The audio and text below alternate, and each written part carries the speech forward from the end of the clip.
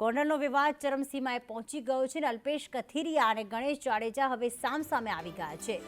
Social મીડિયામાં સામસામે post કરવામાં આવી। અલ્પેશ કથિરિયા 27 એપ્રિલ એટલે કે આવતીકાલે ગોંડલ જવાના છે। કથિરિયાના સ્વાગતની તૈયારીની પોસ્ટ વાયરલ કરવામાં આવી છે અને સામે ગણેશ જાડેજાએ કટાક્ષ કરતા આ પોસ્ટ કરી છે કે કથિરિયા જે છે તેને સ્વાગતની તૈયારી કરો। ગોંડલને બદનામ કરનારનું સ્વાગત કરવા તમે તૈયાર રહ્યો તેવી આ કટાક્ષ કરતી પોસ્ટ કરી છે।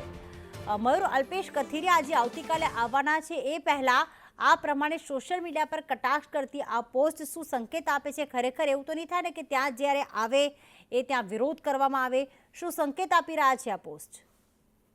પ્રીતિ, વિધાનસભાની ચૂંટણીની હજુ 2 વર્ષની વાર છે, છતાં પણ ગોંડલ છે સમગ્ર સૌરાષ્ટ્રની અંદર હોટ કેક બેઠક બની ગઈ તેવું ત્યારે લાગી રહ્યું છે। સીધી ટક્કર ક્ષત્રિય યુવા આગેવાન ગણેશ જાડેજા અને પાટીદાર આગેવાન કથિરિયાની સામે હોય તે પ્રકારનું વાતાવરણ અત્યારે ઉભું થયું છે। રાજકુમાર જાટના મોત મામલે શરૂ થયેલા વિવાદ હવે પાટીદાર અને ક્ષત્રિય યુવાનની વચ્ચે પહોંચ્યો છે।